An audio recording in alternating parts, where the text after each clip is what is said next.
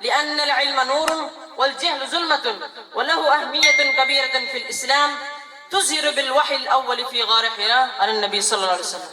میں نے شروع میں آپ سے ایک وعدہ کیا تھا کہ ایک بچہ ہمارے مدرسے میں، ایسا بچہ جو آپ کو عربی میں پوری تقریر سنائے گا، ایک ہفتہ پہلے وہ بچہ اپنے والد کو فون کرتا ہے کہ اس بار میں نے عربی زبان میں تقریر کرنی ہے اور آپ نے اسپیشل گاڑی کروا کے میری تقریر سننے کے لیے آنا ہے۔ لیکن اللہ تعالیٰ کی قدرت ہے کہ آج سے 5 یا 6 دن قبل پہلے بچے کے والد کا انتقال ہو جاتا ہے۔ وہ بچہ بڑا خوش تھا کہ میرا والد آ کے اس محفل میں پنڈال میں بیٹھ کے میری تقریر سنے گا۔ میں نے اس لیے اس بچے کو آخر پہ رکھا ہے کہ آپ کا بھی پیار مل جائے گا، دعا مل جائے گی، کم سن بچہ ہے، آپ سب کا پیار بچے کو ملے گا۔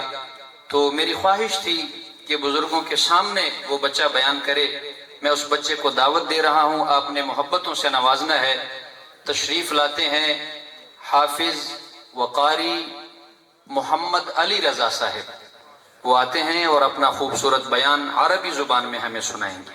قال قال رسول اللہ صلی اللہ علیہ وسلم وَإِنَّ الْعُلَمَاءَ وَرَثَةُ الْأَنْبِيَاءِ رواہ الترمذی۔ وعن عثمان بن عفان قال قال رسول اللہ صلی اللہ علیہ وسلم يشفع يوم القيامة 3 الانبیاء ثم العلماء ثم الشهداء رواہ ابن ماجہ۔ وعن ابی درداء قال قال رسول اللہ صلی اللہ علیہ وسلم يوزن يوم القيامة مداد العلماء ودم الشهداء فيرجو مداد العلماء على دم الشهداء رواہ الدارمی۔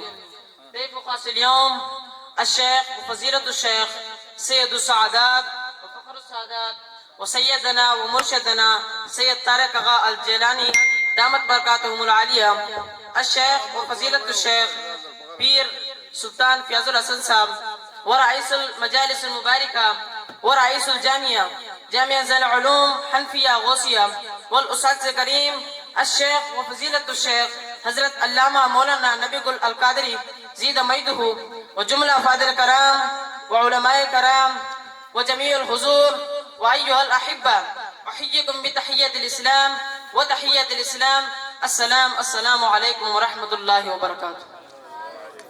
في البداية أشكر الله سبحانه وتعالى الذي فضل علي بفضله وإحساناته وإنعامه وأكرمني بالعلم وزيني بفهم الشريعة الإسلامية، فاشكر الله سبحانه وتعالى. وأخرجني الله سبحانه وتعالى من ظلمات الجهالة إلى نور العلم.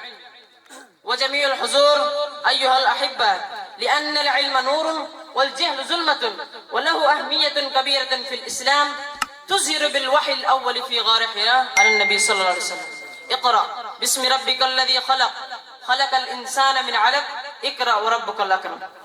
وجاء في الحديث الصحيح أن النبي صلى الله عليه وسلم قال طلب العلم فريضة على كل مسلم، لا يتميز الإنسان بين الخير والشر والحق والباطل إلا بالعلم والمعرفة.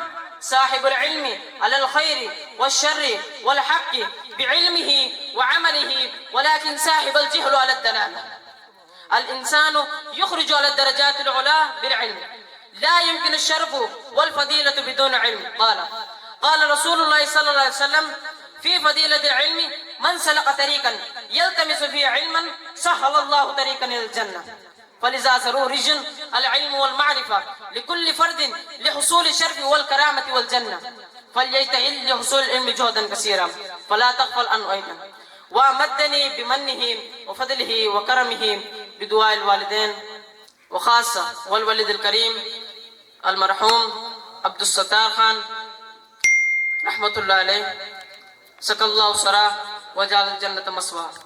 وأمي الحنونة دعالي صباحا ومساء أيضا، أرسلوني إلى هذه المدرسة جامعة زين العلوم حنفية غوثية، الذي عاونني معاونة في كل طريقة العلم، وآتاني مساعدة مالية، الذي بفضله أمكن لي تحصيل العلم في هذه الجامعة المباركة. فبهذه المناسبة السعيدة أشكر وأخص الذي أمدني بفضله وكرمه، ثم الأساتذة الكرام والمشايخ الكرام أن يوفقنا لما يحبه ويرضى، وأن يكرمنا بخدمة الإسلام والمسلمين في جميع مدة حياتي. أعزم بأنني إن شاء الله سبحانه وتعالى واذكر الله سبحانه وتعالى وأحب النبي صلى الله عليه وسلم أن شق قلبي وما علينا إلا الله.